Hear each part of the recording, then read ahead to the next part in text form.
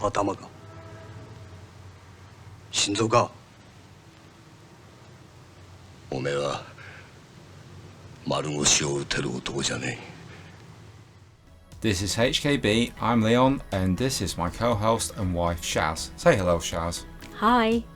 So this is part 2 of a 2-part review of Eureka's release of Yakuza Wolf 1 and 2.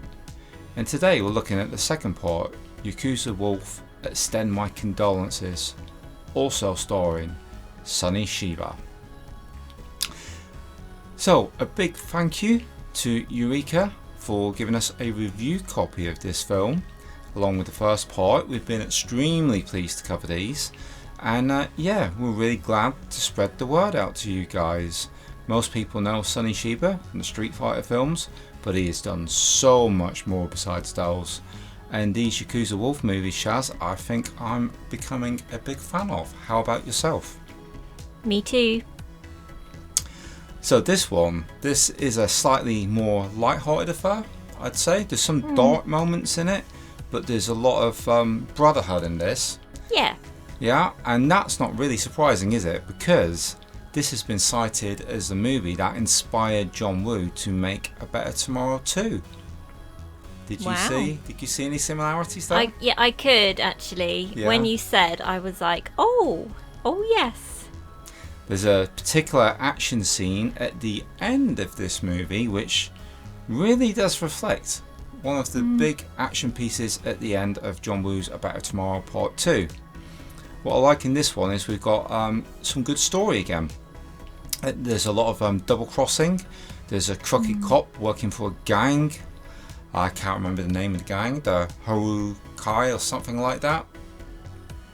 But whatever it is, at the beginning there's a deal that goes wrong, and throughout what happens, Sonny Chiba gets sent to prison. He gets stitched up, really, like a kipper, doesn't he? He does, yeah. But when he's in there, he meets a guy called Yuki, who's like an ex-boxer, and Shiba's having a good old scrap with him and making plans to get out of prison via a jailbreak, but that doesn't happen.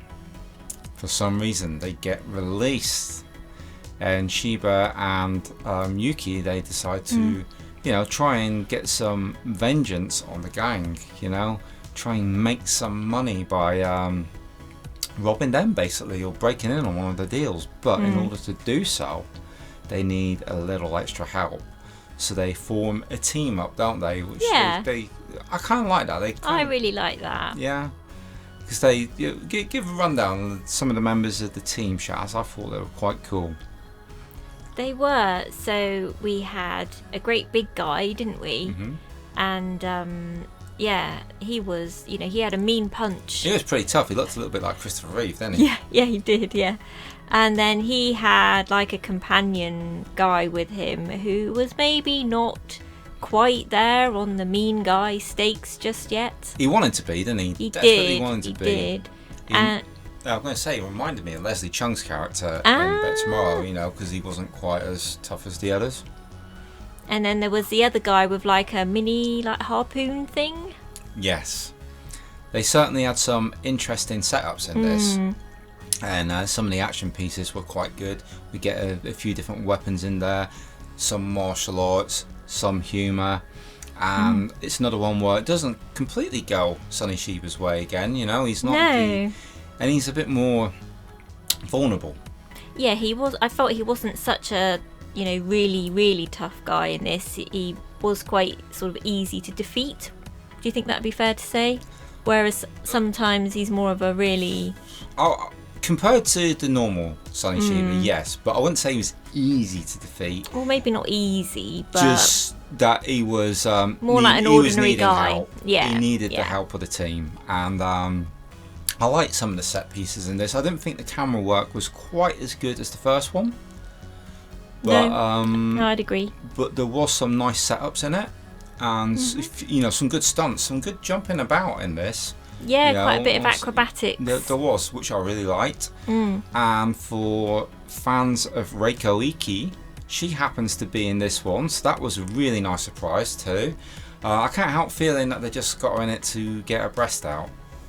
you know, which was a bit of a shame because she's a great actress and, you know, she's good in action when she does it as well. She had a hard time in this film. She did, but there was less nudity in this film than the first part. And I don't feel like it was missed. It didn't really need it in this one so much. No. It would have interrupted the flow of the film, I feel. But yeah, it was a nice release. I really like the picture on this. There's only a trailer on this one in forms of extras, but of course we do have a wonderful commentary courtesy of the boys Mike Leader and Arna Venema, so that is always great. I fully recommend this one. I think for me this one out of the two has a slight edge because it's a little quicker, a little bit more flowy and a little bit more light-hearted and fun. How about you, Shaz? I actually preferred the first one. Yeah? I really liked the sort of brooding character that Sonny Chiba played, and the camera work as well, and just the feel of it and the music. Yes, the music was good in this one, but the first one was a little bit more polished. Yeah. You know, a little bit more polished overall. So slightly split on that, but I'd say this overall is a great release from Eureka. We'll have purchase links down below, so you know you'll be able to click on it and get it when it's released, which will be on the 19th of February, I believe, Shaz? That's right, yeah. So, any last words before we go on this one? Just as you said, fantastic release. Well, there we go. That's a thumbs up from us. Thank you to everybody that's watched, and if you did enjoy this video, please be sure to hit that because it helps us and it helps out the companies we're trying to help out with our reviews, and it ensures that, you know, long term we're all going to get more of the films that we like. So helping us to help you, to help them, to help everybody makes everybody happy. And if you haven't yet, please subscribe to the channel, and we will catch you guys on the next one.